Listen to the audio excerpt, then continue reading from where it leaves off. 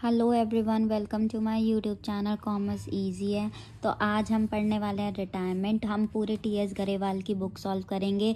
Basic से लेके advance तक सारे क्वेश्चंस हम सॉल्व करने वाले हैं। आइए चलते हैं क्वेश्चंस के ऊपर। हमारा क्वेश्चन नंबर 1 है, ए बी सी है, हमें न्यू रेशो फाइंड करना और कोई भी इंफॉर्मेशन गिवन नहीं है। अगर पहला केस है अगर ए रिटायर्ड हो जाता है, दूसरा केस अगर बी रिटायर्ड हो जाता है और तीसरा केस है अगर सी रिटायर्ड हो जाता है।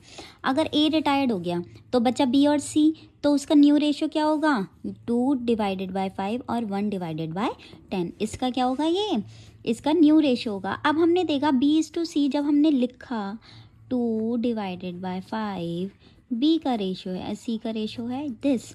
बट इन दोनों के डिनोमिनेटर सेम नहीं है, हमें डिनोमिनेटर सेम करना है। डिनोमिनेटर सेम करने के लिए बेटा 5 और 10 का एलसीएम लेना पड़ेगा। 5 और 10 का एलसीएम आता है 10। पहले 5 को 10 से डिवाइड करो तो 2 आता है, 2 को 2 से मल्टीप्लाई करो, क्या आएगा 4। ठीक है, 10 को 10 से डिवाइड करो, आया 1।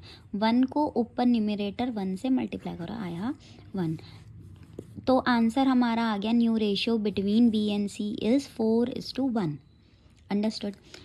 अगर बी रिटायर्ड हो गया, बी को छुपा लो, तो ए और सी का रेशियो, ए और सी बचे तो उनका न्यू रेशियो हो गया 1/2 और 1/10। ए और सी का रेशियो अगर बी रिटायर्ड हो जाता है। इसके अंदर भी यही केस है, 1/2 1/10। दोनों का डिनोमिनेटर सेम नहीं है। आइए डिनोमिनेटर सेम कर लेते हैं। 2 और 10 का एलसीएम लेंगे तो आएगा 10। 2 को 10 से डिवाइड करो, आया 5। 5 को न्यूमरेटर से मल्टीप्लाई करो, मतलब 1 से मल्टीप्लाई करो तो 5। 10 को 10 से डिवाइड करो तो आया 1। 1 को 1 से मल्टीप्लाई करो तो 1। The right answer would be the new ratio between A and C will be 5:1। Done. अगर सी रिटायर्ड हो जाता है, सी रिटायर्ड हो गया तो ए बी का रेशियो क्या है 1/2 2/5। देखिए इसमें भी 1/2 2/5 क्या नहीं है इसके अंदर बेटा, डिनोमिनेटर सेम नहीं है। आइए इसको सेम कर लेते हैं। तो 2 और 5 का हमने एलसीएम लिया, 2 और 5 का एलसीएम आता है 10। 2 को 10 से डिवाइड करो तो 5। 5 को 1 से मल्टीप्लाई करो, आ गया 5। 5 को 10 से डिवाइड करो, आया 2।